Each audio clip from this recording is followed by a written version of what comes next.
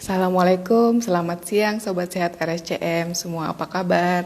Selamat bergabung di RSCM Kencana Live Instagram. Bersama saya Dr. Sekartiarin Siandaru, dalam 40 menit ke depan kita akan membahas tema nyeri haid apakah normal? Nah, pada siang ini saya berkesempatan mengundang narasumber yang berkompeten di bidangnya. Beliau adalah Dr. Kanadi Sumapraja SPOG Konsultan MSC. Beliau adalah tim dokter kebidanan konsultan RSUPN Dr. Cipto Mangunkusumo.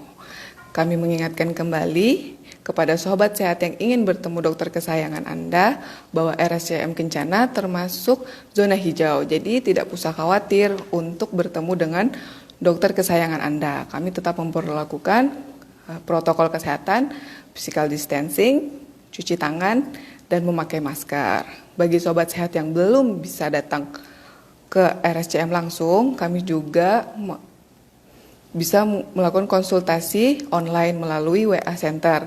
WA Center di nomor 0821 12 25 77 929. Baik, sobat sehat, juga informasi penting bahwa di RSCM Kencana menyediakan screening COVID-19, apalagi di era new normal seperti ini, penting banget nih untuk screening, menyediakan screening COVID.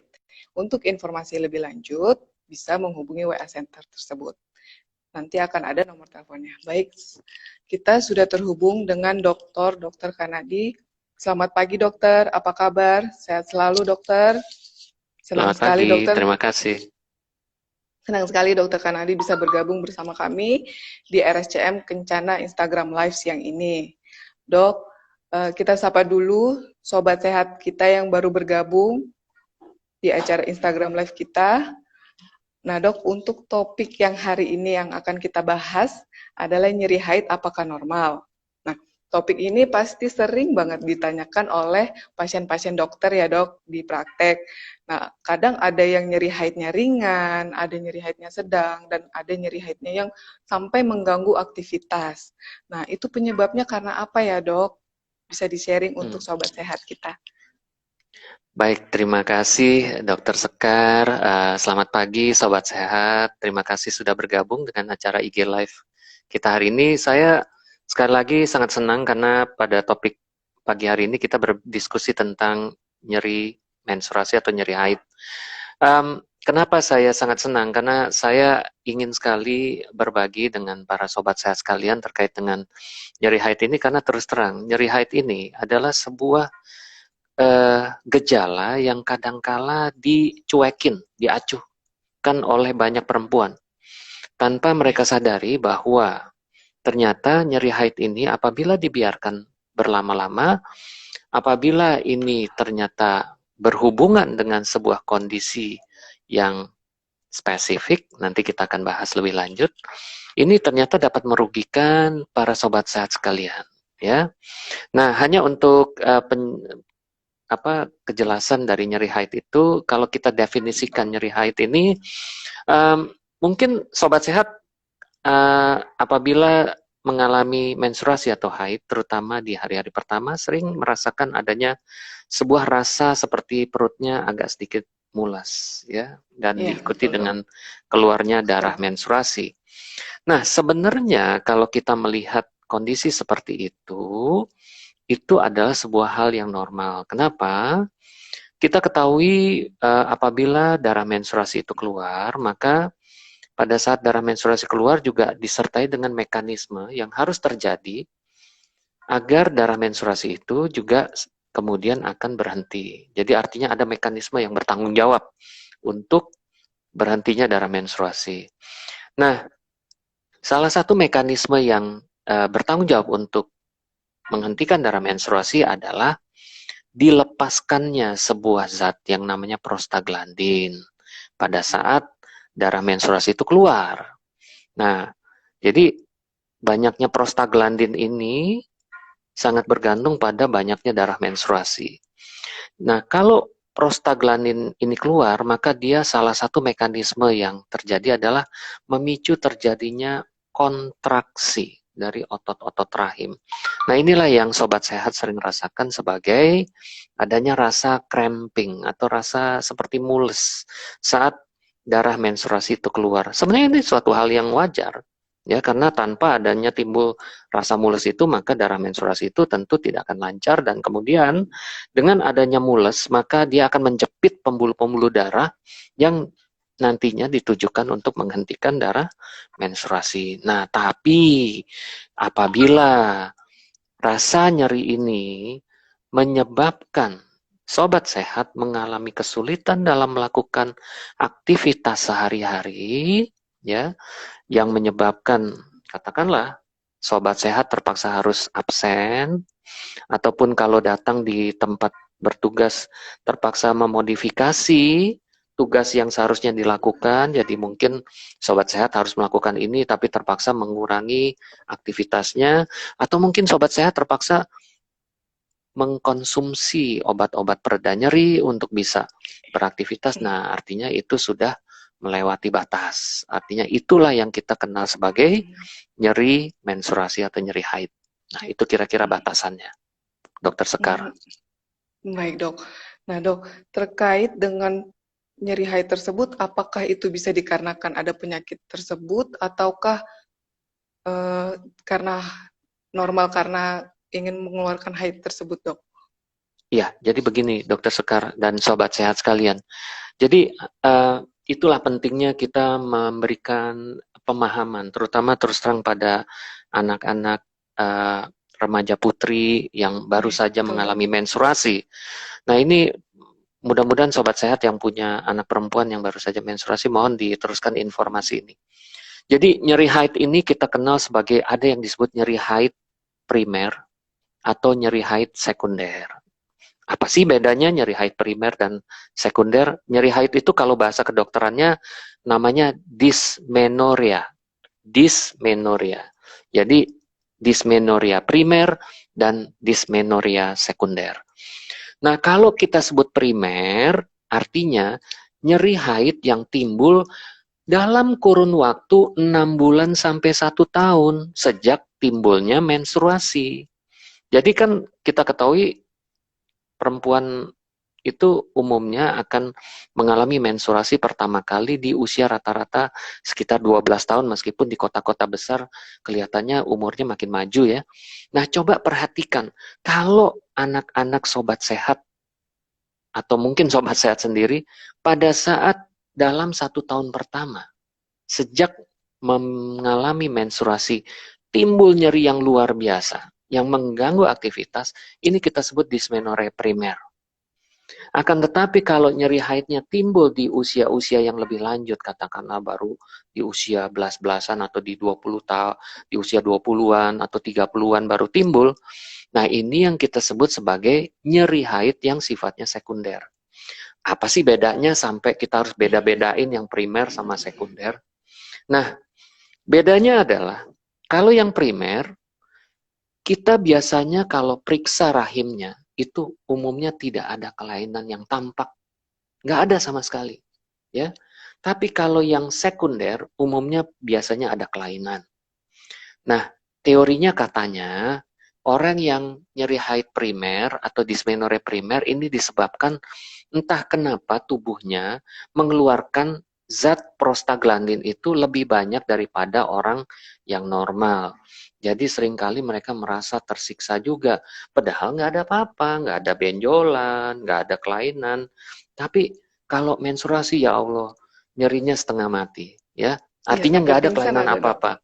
Bisa sampai pingsan, betul. Bahkan ada yang langganan ke IGD tiap bulan, ya, karena timbul nyeri. Nah, yang perlu diwaspadai oleh sobat sehat sekalian adalah kalau nyeri haidnya sifatnya sekunder. Artinya awal-awal enak, haidnya nggak ada masalah, pas masuk umur 20-an atau pertengahan umur 20 atau 30, mulai haidnya sakit setengah mati. Nah, ini biasanya ada kelainan. Nah, kelainan yang paling banyak ditemukan adalah kelainan yang disebut sebagai endometriosis. Nah, jadi sobat sehat udah paham, ya, Apa bedanya antara nyeri haid yang sifatnya primer sama nyeri haid yang sifatnya sekunder. Sekunder. Ya, kira-kira gitu. Tuh.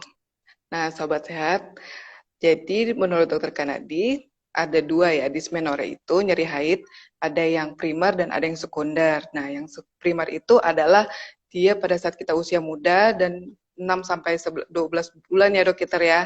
Nyeri haidnya biasa pada saat itu haid. Nah, setelah itu usia 35 ke atas, nyeri haid yang sangat hebat itu adalah dysmenorrhea sekunder. Nah, itu untuk itu dok, pemeriksaan apa saja dok yang bila pasien datang ke dokter, pemeriksaan apa saja yang dilakukan biasa dok? Ya, pasti dokter akan selalu mencoba mencari apakah ada kelainan tertentu yang bisa menjelaskan kemungkinan terjadinya nyeri menstruasi.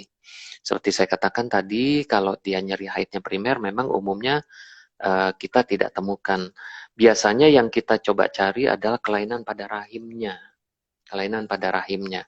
Karena tadi saya katakan bahwa semakin banyak darah menstruasi yang keluar, maka akan semakin banyak prostaglandin yang keluar dan akan timbul nyeri menstruasi. Maka pertama yang ingin kita singkirkan, ada nggak ya kelainan pada rahim yang menimbulkan perubahan dalam jumlah darah menstruasi yang dihasilkan.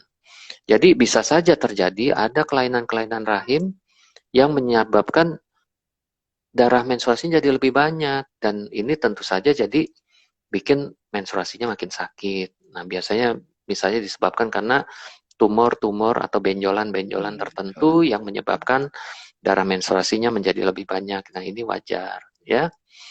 Nah, atau ada kelainan yang tadi disebut sebagai endometriosis. Nah, endometriosis ini biasanya kalau kita lihat ada 4 tipe sebenarnya dari endometriosis ini.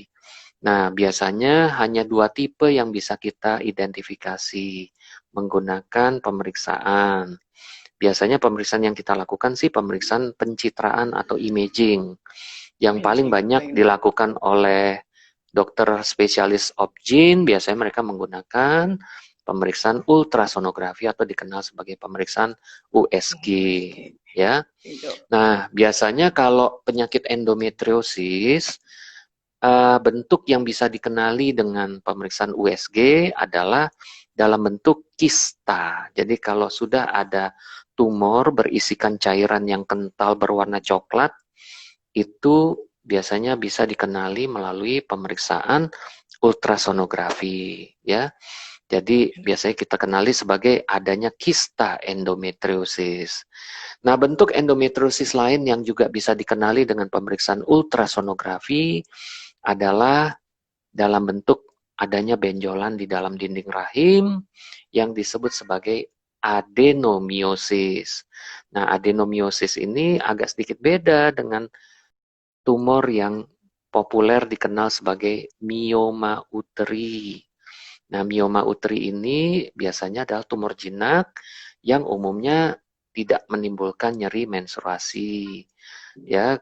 Nah, kalau adenomiosis ini memang bagian dari endometriosis. Nah, ada 2 bentuk kelainan endometriosis yang umumnya agak sedikit sulit untuk diidentifikasi.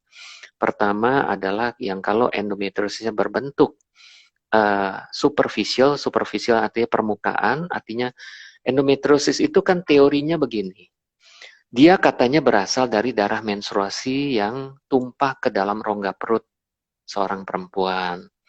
Nah, darah menstruasi yang tumpah ke rongga perut seorang perempuan ini sayangnya tidak berhasil dibersihkan oleh sistem yang bertanggung jawab untuk membersihkan darah menstruasi di dalam rongga perut. Jadi, sebenarnya darah menstruasi tumpah ke rongga perut itu wajar. Ya, wajar. Tapi harusnya harus dibersihkan oleh sistem pembersih yang ada di rongga perut. Nah, tapi sayangnya nih pasien endometriosis gagal membersihkan darah-darah menstruasi itu. Akibatnya apa? Kalau dia menstruasi, maka sisa-sisa darah menstruasi itu juga bereaksi dengan menimbulkan perdarahan yang kecil-kecil. Nah, kalau dia tersebar rata di dalam rongga perut, ini kecil-kecil sehingga susah untuk diidentifikasi dengan pemeriksaan USG, ya. Nah, tapi nyerinya juga sama hebatnya, ya. Nah, juga ada endometriosis tipe terakhir yang namanya endometriosis susukan dalam atau bahasa Inggrisnya deep infiltrating. Jadi dia sudah masuk banget ke dalam. Biasanya ini dibutuhkan pemeriksaan khusus untuk mengidentifikasi keberadaan dari deep infiltrating endometriosis. Jadi kira-kira seperti itu, Dokter Sekar. Iya, baik dok. Sangat lengkap sekali dokter memberitahu ya dok. Dok, nah berarti pasien sobat sehat yang merasakan nyeri haid, biasa kan ibu remaja-remaja suka menganggap remeh ya dok ya, minum obat ini, minum obat itu, tanpa mengetahui penyakitnya apa. Mungkin dengan meminum obat nyerinya hilang, tapi penyakitnya kita tidak tahu. Nah itu tadi seperti dokter Kanadi bilang, lebih baik konsultasikan ke dokter spesialis. Setelah itu kita akan mengetahui apa penyebab rasa sakit yang kita alami. Begitu ya dok ya? Nah, Nah dok, untuk isu ini boleh nggak saya titip pesan boleh dok. buat para sobat sehat dan teman-temannya. Ini Dokter Sekar menyampaikan sesuatu hal yang sangat-sangat penting yang saya perlu garis bawahi. Penggunaan obat-obat anti nyeri tidak jarang bukan menyembuhkan penyebab dari nyeri haidnya. Dia hanya sekedar mengurangi nyerinya. Nah, penggunaan obat-obat anti nyeri ini saat ini menjadi salah satu faktor yang menyebabkan begitu terlambatnya diagnosis endometriosis. Di negara maju, seorang perempuan dengan nyeri haid itu ya baru terdeteksi menderita endometriosis setelah rata-rata menderita nyeri haid kurang lebih antara 6 sampai 7 tahun. Sangat sangat sangat terlambat. Itu di negara maju ya.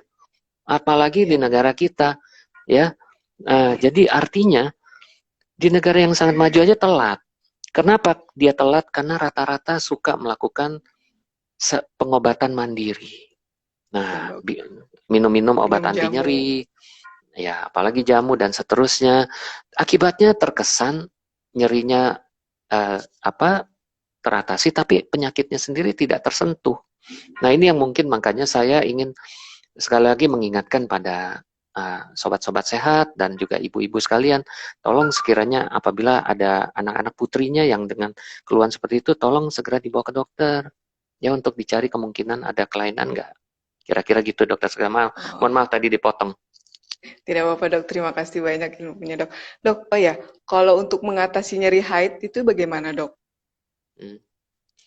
Oke, mengatasi nyeri haid ini kita ada dua pendekatan. Ya, pertama tentu mengatasi gejalanya, karena gejala ini yang menimbulkan penderitaan buat si pasien ya, apalagi pada kondisi yang sangat akut. Jadi kalau kita bicara kondisi yang sangat akut, maka kita harus mengatasi nyerinya. Nah, kita saat ini mengetahui bahwa derajat nyeri itu sudah dibagi-bagi, ada yang nyeri ringan, nyeri sedang, sampai nyeri berat ya. Nah, dari pembagian nyeri itu kita bisa mengetahui kira-kira obat anti nyeri yang level mana yang bisa digunakan. Nah, tentu saja obat-obat ini dapat diberikan apabila ini dialami oleh seorang apabila seorang perempuan datang dengan nyeri yang sangat akut. Nah, tapi yang paling penting sebenarnya adalah pengobatan yang sifatnya definitif, bukan pengobatan yang sifatnya hanya mengatasi gejala.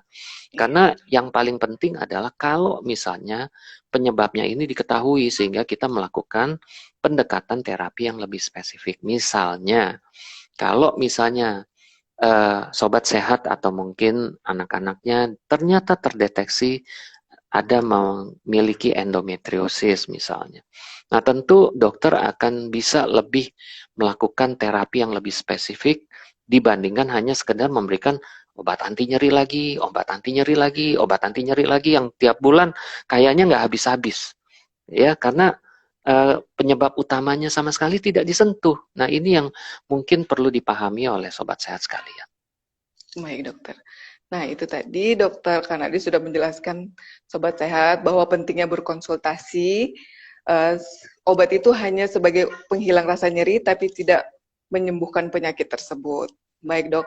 Dok mungkin kita bisa beralih ke pertanyaan peserta dari Christina Siahaan. Dok, mau tanya, kalau mens keluar flek hitam sampai 2 hari, baru keluar darah 3 hari, baru ngeflek lagi 3 hari, itu normal atau bagaimana ya dok? Maksud dia mungkin fleknya hitam 2 hari dok, nanti keluar 3 hari lagi, hari ketiga keluar lagi. Apakah itu normal atau tidak dok untuk flek Oke, hitam yang keluar selama 3 hari itu dok? oke, nggak apa-apa. Sekali lagi, meskipun ini sedikit agak menyimpang, tapi boleh saya jawab juga. Jadi kalau misalnya kita bicara menstruasi normal adalah merupakan hasil akhir dari proses persiapan kehamilan pada tubuh seorang perempuan yang sudah masuk istilahnya usia reproduksi. Nah, apabila tidak terjadi kehamilan, maka seluruh persiapan yang dilakukan oleh tubuh tadi akan dibuang ya, akan diganti lagi dengan yang baru. Nah, darah menstruasi adalah merupakan salah satu mekanisme dari lepasnya dinding rahim yang sudah dipersiapkan sebelumnya untuk mempersiapkan proses kehamilan. Nah, terjadinya lepasnya dinding rahim ini diakibatkan karena turunnya secara mendadak hormon yang ada di indung telur. Nah, artinya kalau saya bilang turunnya hormon secara mendadak, artinya keluarnya darah itu harus langsung banyak. Ya, itu yang kita sebut sebagai perdarahan lucut atau bahasa Inggrisnya withdrawal bleeding. Jadi apabila sobat sehat mengalami menstruasi yang diawali dengan flek-flek beberapa hari baru kemudian darahnya banyak, artinya di situ jelas sekali bahwa hormon yang bertanggung jawab untuk mempertahankan stabilitas dinding rahim di paruh kedua kehamilan, yaitu hormon progesteron, itu tidak kuat. Maka terjadi lepasnya dinding rahim secara bertahap. Ya, flek-flek dulu baru kemudian ambruk semuanya. Nah, ini menunjukkan bahwa hormon progesteronnya sudah tidak adekuat.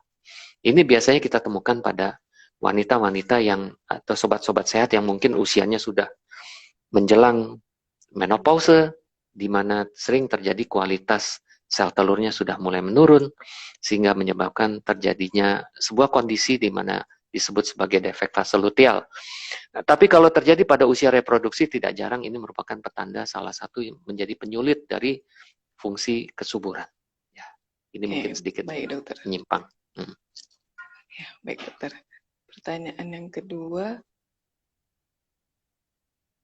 dokter, dari Santi Fatma Dewi, apakah nyeri haid berhubungan dengan kesuburan wanita, dokter? Sepertinya ini pertanyaan yang sangat krusial ya dok, ditanyakan apakah berhubungan atau tidak, gitu dok. Betul, ini pertanyaan bagus sekali. Itu yang saya mau bilang, ya. Kalau ternyata sobat sehat mengalami nyeri menstruasi dan ternyata baru ketahuan belakangan, sobat sehat ternyata menderita endometriosis, maka ini kemungkinan besar bisa berhubungan. Kenapa sih? Kok bisa berhubungan? Karena begini, apabila sobat sehat nyeri haidnya diakibatkan karena endometriosis, nah pada saat terjadi nyeri, itu sebenarnya terjadi sebuah reaksi yang disebut sebagai peradangan. Nah, peradangan yang terjadi akibat endometriosis yang banyak di dalam rongga perut dapat menimbulkan sebuah reaksi tubuh yang berakhir dengan banyak timbul perlekatan. Nah, tidak jarang perlekatan-perlekatan di dalam rongga perut yang diakibatkan karena keberadaan endometriosis yang mengakibatkan terjadinya reaksi radang berulang-ulang dan bahkan bertahun-tahun menyebabkan terjadi progresivitas dari endometriosisnya dan juga terjadinya progresivitas dari penyakitnya. Nah, inilah yang menyebabkan terjadinya kemungkinan penyulit dari perlengketan yang dapat mengganggu kesuburan. Contohnya begini. Saluran telur atau yang kita sebut sebagai tuba falopii yang merupakan tempat bertemunya sel sperma dengan sel telur, apabila masuk dalam sebuah kompleks perlekatan yang timbul akibat endometriosis, tidak jarang menyebabkan saluran indung telur ini tersumbat. Akibatnya sperma sama sel telur tidak bisa bertemu dan berakhir dengan gangguan kesuburan. Ya, dan kemudian terjadinya radang yang terus-menerus akibat endometriosis tidak jarang juga menurunkan kualitas dari sel telur, juga mengganggu gerakan sperma, mengganggu gerakan saluran indung telur, yang menyebabkan terjadinya gangguan kesuburan pada kasus endometriosis. Jadi ini memang melulu diakibatkan karena endometriosis ya. Ya, dokter. Ternyata nyeri haid itu tidak bisa kita abaikan ya, Dok ya. Sangat krusial sekali, panjang sampai membuat ketidaksuburan itu ya, Dok. Baik, Dok. Dari Monica Raharjo, pagi dokter, izin bertanya, kapan waktu yang terbaik untuk memeriksakan diri USG? Apakah pada saat haid atau setelah haid? Nah, ini dok, bagaimana dok? Pasien sekarang kan ada yang kadang takut nih dok ke rumah sakit.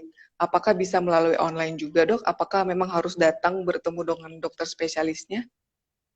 Gitu, dok. Baik, terima kasih Dokter Sekar. Jadi sekiranya sobat sehat sebenarnya tidak perlu ragu karena RSCM Kencana ini adalah zona hijau. Jadi artinya sobat sehat tidak perlu ragu untuk datang ke RSCM Kencana.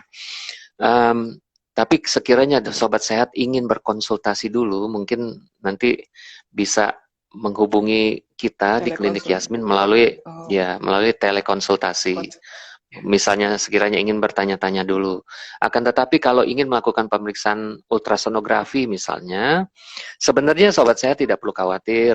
Sobat sehat datang saja dulu, ya kapanpun sobat sehat ada waktu, nanti kita bantu untuk melakukan pemeriksaan USG karena untuk mencari endometriosis tidak harus datang pada waktu-waktu yang spesifik. Jadi kami akan mencoba mencari apakah ada tanda-tanda kista endometriosis atau ada tanda-tanda benjolan di rahim yang kita sebut sebagai adenomiosis.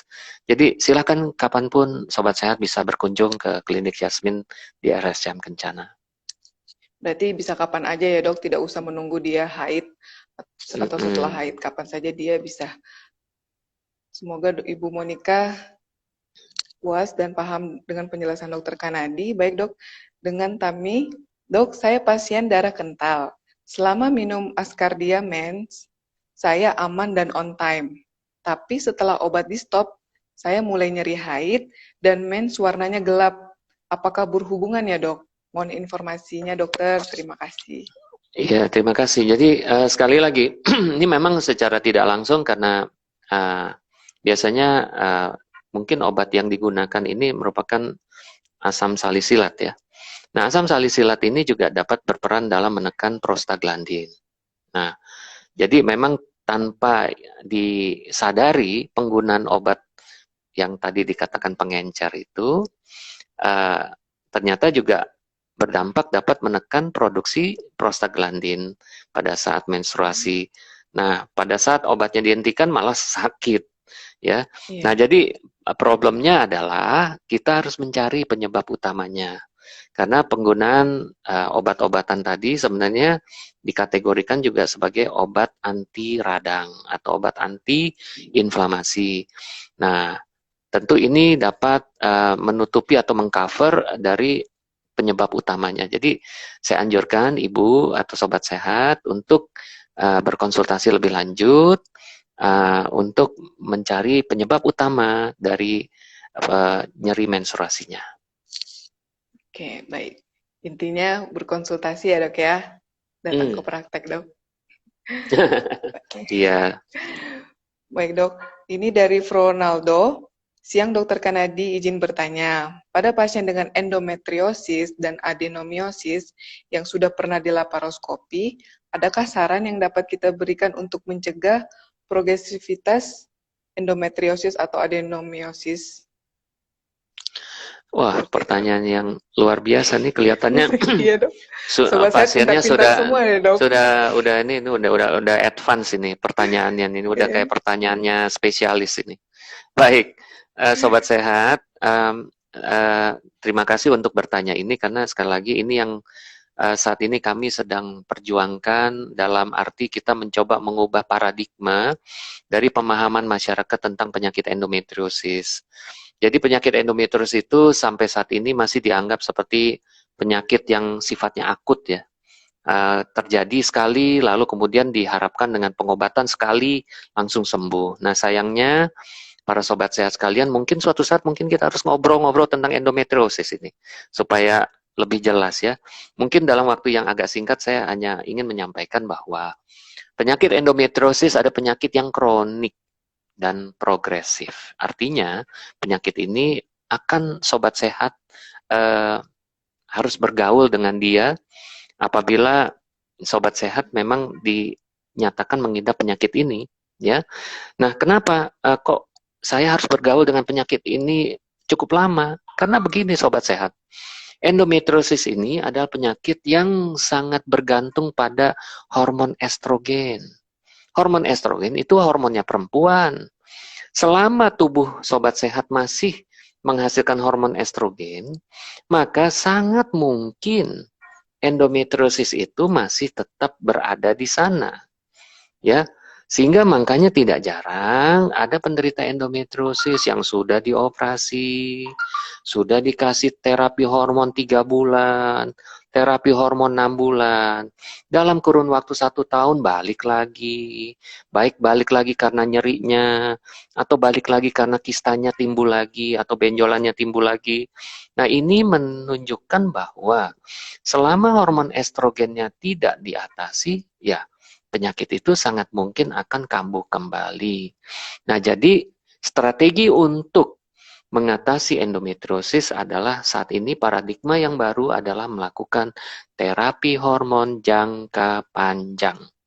Nah, mungkin suatu saat kita harus membahas ini kali, Dokter Sekar, Baik, kenapa dokter. endometriosis itu harus diterapi hormon jangka panjang ya, karena takutnya waktunya tidak cukup. Iya dokter, kayaknya kita harus bikin topik tersendiri untuk endometriosis karena banyak yang ingin bertanya tentang endometriosis begitu dok. Oke baik, kita ke pertanyaan selanjutnya ya dok, dari Eka Juniarti. Dok, kalau ngeflek kecoklatan sehari baru haid pada usia 27 tahun, apakah normal? Dan adakah asupan gizi untuk meningkatkan hormon progesteron? Seperti itu dok, pertanyaannya. Hmm. Baik, terima kasih Ibu. Mungkin kurang lebih pertanyaan sama dengan pertanyaan yang sebelumnya ya, terkait dengan flek dan timbulnya menstruasi. Lalu bagaimana untuk memperbaiki hormon progesteron? Nah, sayangnya begini, hormon progesteron ini dihasilkan oleh indung telur bukan karena masalah pola makan, tapi indung telur ini melepaskan hormon ini karena berada di bawah perintah dari otak. Ya, jadi artinya mekanisme pelepasan hormon ini murni karena adanya mekanisme regulasi dari otak. Jadi kita mengenal sebuah aksis atau sumbu antara otak dengan indung telur yang bertugas untuk mempersiapkan sel telur yang matang, serta untuk menghasilkan hormon yang baik untuk mempersiapkan juga rahim agar mempersiapkan diri untuk terjadinya kehamilan. Jadi sayangnya tidak ada makanan yang khusus yang dapat meningkatkan hormon progesteron. Jadi kalau misalnya ada perubahan pola menstruasi dan itu dikaitkan dengan problem progesteron, maka harus dicari penyebabnya kenapa sampai ada produksi progesteron yang rendah. Apakah karena kualitas sel telurnya sudah menurun atau karena mekanisme regulasi dari otak yang ada masalah atau adanya diskomunikasi antara otak dengan indung telur. Kita cari dulu penyebabnya. Ya, baik dok. Kita masuk ke topik kita lagi ya dok, nyeri haid. Tadi sudah membahas sedikit tentang endometriosis. Dok, saya mau tanya, haid kadang nyeri, kadang enggak. Itu kenapa ya dok? Terus keputihan juga kadang sering, kadang tidak keluar. Apa penyakit atau bagaimana dok? Baik, terima kasih. Nah, ini sekali lagi ada satu hal, ini terima kasih Ibu, Sobat Sehat yang sudah menanyakan ini, karena tadi saya juga harus menyampaikan bahwa nyeri menstruasi itu bukan eksklusif punyanya endometriosis. Bisa saja ada penyebab-penyebab yang lain. Tadi saya sudah menyampaikan bahwa dasar atau konsep dari terjadinya nyeri haid ini adalah keluarnya prostaglandin. Nah, keluarnya prostaglandin ini bukan murni hanya karena menstruasi saja, tapi bisa juga diakibatkan karena adanya mekanisme-mekanisme yang lain. Salah satunya adalah mekanisme radang. Nah, Sobat Sehat harus tahu bahwa seorang perempuan juga bisa mengalami sebuah kondisi yang disebut sebagai penyakit radang panggul. Ya, penyakit radang panggul ini ditandai dengan adanya tiga gejala yang patognomonik seperti adanya demam, adanya nyeri perut, dan kemudian diikuti dengan adanya nyeri goyang pada mulut rahim. Nah, ini biasanya uh, harus sangat-sangat dicurigai, apalagi kalau ditemukan adanya, mohon maaf, uh, uh, discharge atau cairan dari vagina yang katakanlah berbau kurang enak ya, seperti keputihan dan karena penyakit radang panggul ini diawali dari adanya kolonisasi kuman di vagina, ya. Adanya infeksi di vagina menyebabkan pertumbuhan kuman yang luar biasa dan akibatnya kuman ini akan naik ke atas, masuk ke dalam saluran rongga yang ada di rahim dan mungkin di saluran telur. Dan ini menimbulkan radang. Nah, pada saat menstruasi dengan adanya radang ini juga bisa menimbulkan nyeri menstruasi yang luar biasa. Nah, ini juga harus hati-hati ya.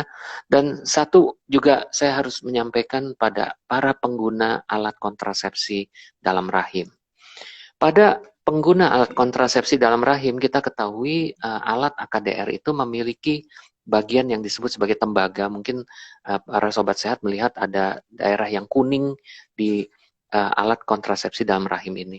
Sebenarnya dengan adanya tembaga ini akan menimbulkan juga peningkatan reaksi radang yang meningkat dibandingkan sebelumnya. Tapi saya nggak bilang bahwa ini berbahaya, ya. Hanya untuk menyatakan bahwa tidak jarang orang yang menggunakan alat kontrasepsi dalam rahim akan merasakan cramping yang lebih intensitasnya lebih berat daripada sebelum menggunakan alat kontrasepsi dalam rahim. Supaya jangan kaget aja, gitu. Tapi sepanjang itu masih bearable atau masih bisa diterima, nggak usah khawatir. Itu merupakan bagian dari konsekuensi penggunaan alat kontrasepsi dalam rahim. Oke, baik dokter. Dokter, ini pertanyaannya selanjutnya, bagaimana tata laksana awal saat kita nyeri haid hebat? Apa yang harus kita lakukan pertama? Kan pasti tidak mungkin kita langsung ke IGD seperti itu, dok. Tata laksana awal untuk mengurangi sedikit nyeri, apakah bisa minum obat ataukah bagaimana, dokter? Ya, para sobat sehat sekalian, sobat sehat bisa menggunakan obat-obat yang dijual secara bebas yang memiliki efek anti nyeri, ya. Misalnya seperti parastamol, ini sangat baik untuk digunakan sebagai obat anti nyeri, ya. Bisa digunakan misalnya 3 kali 500 mg, ya. Tapi bahkan kita bisa tingkatkan dosisnya bisa sampai 3 kali 1 gram. Parastamol yang umumnya dijual itu per tablet itu berisi 500 mg paracetamol. Nah, ini mungkin sobat sehat bisa menggunakan obat-obat ini untuk sementara meredakan rasa nyeri sebelum mungkin sobat sehat pergi ke layanan kesehatan. Atau juga mungkin sobat sehat bisa menggunakan obat anti nyeri yang sangat populer, yaitu asam mefenamat, ya. Biasanya satu tablet itu mengandung 500 mg asam mefenamat. Sobat sehat juga bisa mengkonsumsi asam mefenamat ini paling tidak 3 kali 500 mg, ya. Ini juga bisa digunakan sebelum mungkin sobat sehat mencari pertolongan di layanan kesehatan. Jadi ini hanya sekedar emergency. Mengurangi rasa nyeri. Iya, dok. Betul. Mengurangi rasa nyeri aja ya, dok. Setelah itu baru kita konsultasi ke dokter spesialis. Baik, ya, dokter. Kira-kira begitu. Ada dari Ibu Dwi Rahayu. Dok, izin bertanya, apakah pengobatan terbaik untuk endometriosis dan adenomiosis harus operasi atau bisa dengan metode lain, dok? Kalau ternyata dapat kambuh lagi setelah operasi. Terima kasih, dokter. Wow, enggak, tapi ini pertanyaan yang ini pertanyaan yang baik ya, terkait dengan endometriosis ya, karena endometriosis betul. Jadi sobat sehat sekalian, karena kita bicara tentang nyeri haid, endometriosis ini memang merupakan salah satu penyebab yang utama ya dari dysmenorrhea sekunder atau nyeri haid yang sekunder. Jadi memang betul sekali, ini Sobat Sehat kelihatannya sudah banyak baca tentang endometriosis, bahwa angka kekambuhan endometriosis ini tinggi. Jadi apakah operasi merupakan solusi yang terbaik apabila ini merupakan penyakit dengan kekambuhan yang tinggi? Nah, jadi artinya sekarang seperti saya katakan, dalam mengatasi endometriosis pertama, kami harus tahu dulu sebenarnya seorang perempuan yang menderita endometriosis ini berobat untuk apa. Karena seperti tadi Sobat Sehat sudah tanyakan juga terkait dengan endometriosis. Ada dua hal yang terkait dengan endometriosis. Pertama, nyeri, menstruasi. Dan yang kedua, gangguan kesuburan. Nah, jadi hal ini yang harus kita ketahui terlebih dahulu dari Sobat Sehat apabila datang ke layanan kesehatan. Nah, kalau misalnya Sobat Sehat ternyata ingin melakukan tata laksana untuk ingin punya anak, tentu kita harus melakukan prioritas untuk masalah ingin anak. Karena masalah ingin anak ini tidak bisa ditunda-tunda, ya. Karena nggak mungkin usia seorang perempuan akan mempengaruhi tingkat kesuburan. Itu ke satu. Kedua, semakin ditunda-tunda, maka kemungkinan keberhasilan kehamilan akan semakin kecil. Nah, itu masalahnya. Jadi artinya Sobat Sehat harus memilih apakah akan melakukan tindakan untuk masalah ingin punya anak atau mengatasi nyeri. Nah, kalau misalnya Sobat Sehat tidak ingin hamil, tapi ingin mengatasi nyeri saja, maka lini pertama yang akan kita lakukan bukan operasi. Lini pertama yang akan kita lakukan adalah pemberian obat-obatan. Karena apa? Tadi saya katakan endometriosis itu hanya akan menimbulkan nyeri kalau Sobat Sehat mengalami siklus menstruasi. Artinya ada menstruasinya. Siapa yang bertanggung jawab? Hormon estrogen. Nah, artinya supaya Sobat Sehat bebas dari nyeri, itu yang pertama. Lalu yang kedua, supaya penyakit endometriosisnya tidak menjadi progresif karena dibiarkan bertahun-tahun aktif terus, maka kita harus menghentikan sementara menstruasi Sobat Sehat sekalian. Karena apa? Dengan menghentikan menstruasi ini sebenarnya kita melakukan penekanan terhadap hormon estrogen Sobat Sehat supaya menstruasinya tidak menimbulkan nyeri. Jadi Sobat Sehat punya keuntungan, pertama bebas dari nyeri, dan kedua endometriosisnya menjadi tidak aktif sehingga tidak progresif. Nah, itulah yang pengobatan yang kita lakukan saat ini untuk mengatasi problematik nyeri menstruasi pada kasus-kasus endometriosis. Nah, kapan operasi itu harus dilakukan? Nah, karena tadi Sobat Sehat betul sekali, karena memperhatikan masalah kekambuhan, maka operasi pada endometriosis ini indikasinya cuma dua. Pertama, apabila memang Sobat Sehat membutuhkan operasi untuk memperlancar program ingin anaknya. Ya.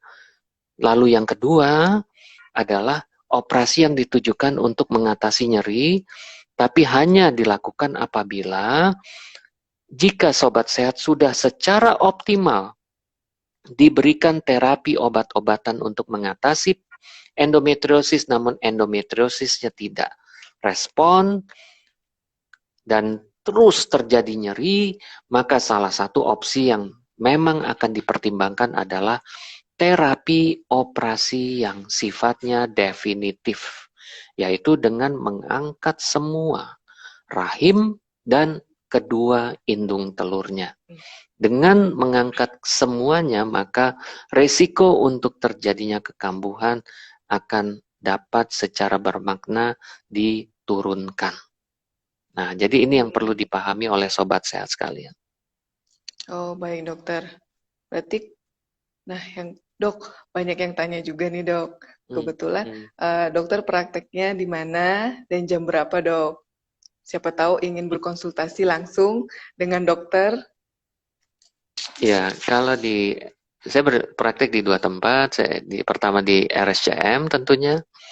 Ya, syukur-syukur kalau memang Sobat Sehat ada pakai BPJS, saya ada di Poliklinik Endokrin, bagian kebidanan, hari Jumat untuk pasien-pasien dengan fasilitas JKN atau BPJS.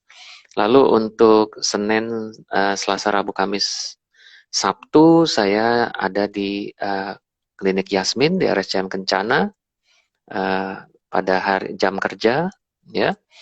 Dan untuk di luar jam kerja saya ada di Rumah Sakit Pondok Indah hari Senin, Kamis, dan Sabtu.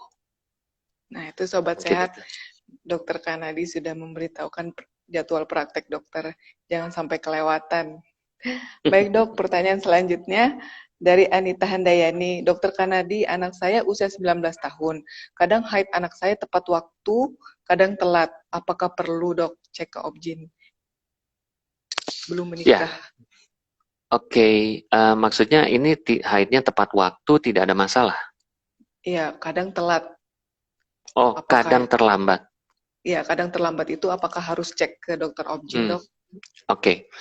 Jadi sekali lagi, kebetulan beberapa tahun yang lalu organisasi profesi dokter-dokter kebidanan dan kandungan sedunia memberikan beberapa batasan terkait dengan apa yang disebut sebagai menstruasi yang normal, ya. Jadi artinya salah satu definisi yang perlu dipahami oleh sobat sehat sekalian, menstruasi yang normal itu salah satu indikatornya adalah frekuensi, ya, frekuensi. Nah, frekuensi itu artinya kekerapan. Jadi, siklus menstruasi yang dianggap normal bagi seorang perempuan itu adalah berkisar antara 28 sampai 34 hari sekali. Ya. Sorry, 24 sampai 38 hari sekali. Saya terbalik. 24 sampai 38 hari sekali. Jadi, artinya kalau siklus haidnya 24 sampai 38 hari sekali, maka siklus haid sobat sehat masih dianggap normal, ya, masih dianggap normal. Karena bisa saja bulan ini siklusnya panjangnya 28 hari, lalu siklus berikutnya mungkin 32 atau 33 hari. Nah, sepanjang dia masih berada di kisaran 24 sampai 38 hari, maka ini masih dianggap normal. Jadi tidak usah terlampau khawatir. Kecuali kalau nanti, ya insya Allah kalau anaknya sudah menikah, dan ternyata memang ada masalah terkait dengan fungsi kesuburan, mungkin boleh nanti dilakukan konsultasi untuk mencari apa penyebabnya. Baik, dokter. Saya harap Ibu Dewi Pratiwi mengerti dan paham. Baik, dari terakhir ya dok, FSC Payung. Halo dok, saya kemarin post-op KET. Apakah endometriosis ada hubungannya dengan kehamilan ektopik dok? Dan apakah setelah post-op KET, saya bisa hamil dengan normal lagi dok, tanpa harus program bayi tabung? Terima kasih dokter. Baik, ya kalau ditanya hubungan langsung, ini hanya secara teoritis ya, secara teoritis saja. Dikatakan bahwa endometriosis, lalu kemudian saluran tuba, lalu kemudian kuman yang namanya chlamydia, itu punya bagian-bagian yang mirip-mirip, ya, punya bagian yang mirip-mirip. Jadi ada sebuah teori yang disebut sebagai reaksi silang. Jadi keberadaan endometriosis dan keberadaan infeksi kuman chlamydia memang akan memicu reaksi dari sistem pertahanan tubuh kita, di mana tubuh kita akan melepaskan sebuah pertahanan dengan cara melepaskan antibodi. Nah, antibodi ini kayak peluru kendali yang pintar ya, dia sudah diprogram untuk mengenali struktur-struktur tertentu. Nah, tapi sayangnya si kuman chlamydia, endometriosis, dan saluran tuba ini punya bagian-bagian yang mirip-mirip. Jadi waktu peluru kendali ini dilepas, dan dia sudah diprogram untuk mengenali struktur tadi, dia nggak bisa bedain antara yang endometriosis, antara kuman chlamydianya sama saluran tubanya. Nah, sehingga ada teori yang menyatakan jangan-jangan orang endometriosis menimbulkan reaksi pertahanan tubuh dengan melepaskan antibodi, lalu antibodi itu akan merusak saluran tubanya. Itu ada teori seperti itu. Atau ada terinfeksi klamidia, lalu kemudian timbul antibodi yang juga berpotensi merusak tubanya, sehingga timbullah kehamilan di luar kandungan atau yang tadi dikatakan kehamilan ektopik. Nah, jadi secara teoritis ada hubungannya. Baik, Dok. Nah, saya simpulkan ya, Dok, dari diskusi kita hari ini. Dysmenorrhea itu terbagi menjadi dua ya, Sobat Sehat. Ada yang primer dan ada yang sekunder. Yang primer itu terjadi pada saat awal kita haid 6-11 bulan. Sedangkan yang sekunder itu terjadi 35 tahun ke atas atau setelah berapa tahun kita mengalami haid. Nah, penyebabnya dysmenorrhea sekunder itu oleh endometriosis bisa, adenomiosis, radang panggul, dan bisa juga disebabkan oleh IUD dan serta infeksi. Untuk pemeriksaannya bisa dilakukan dengan pemeriksaan USG. Tapi untuk lebih lengkap lagi, silahkan datang dan berkonsultasilah ke dokter spesialis kandungan. Tidak menerka-menerka apa ini cuman haid biasa, ini cuma nyerinya sebentar aja, padahal kita tidak tahu penyebab penyakit tersebut itu karena apa. Baik, Dok, mungkin terkait tema kita hari ini, Dokter, mungkin bisa berikan kata penutup untuk Sobat Sehat semuanya, Dokter. Terima kasih. Jadi sebelum ditutup, saya ingin menyampaikan tadi pesan pada Sobat Sehat sekalian. Terkait dengan nyeri menstruasi, mohon Sobat Sehat bisa memperhatikan putri-putrinya yang baru saja mengalami menstruasi, dan sekiranya memang ada yang mengalami gejala nyeri menstruasi yang mengganggu aktivitasnya, sebaiknya Sobat Sehat segera membawanya ke dokter untuk dicari penyebabnya apa, apakah ini dysmenorrhea primer ataupun sekunder, agar putri-putri Sobat Sehat ini dapat dilakukan intervensi sesegera mungkin untuk mencegah terjadinya kemungkinan adanya kelainan yang menjadi progresif dan kronik apabila tidak diatasi secara dini. Mungkin itu saja yang saya ingin sampaikan pada Sobat Sehat sekalian. Baik, terima kasih banyak Dokter Kanadi Sumapraja SPOG Konsultan MSC untuk diskusi dan bincangnya pada hari ini. Semoga Sobat Sehat sangat paham dan mengerti pentingnya berkonsultasi dengan dokter spesialis. Baik, Dok, terima kasih banyak untuk siang ini. Terima kasih untuk Sobat Sehat semua atas partisipasi, perhatian, dan tetap di rumah, tetap lakukan physical distancing, social distancing. Sampai ketemu di talk show berikutnya. RSCM menolong yang terbaik, RSCM Kencana melebihi harapan pelanggan. Saya Sekartiarin Siandaru, selamat siang. Wassalamualaikum warahmatullahi wabarakatuh. Waalaikumsalam warahmatullahi wabarakatuh.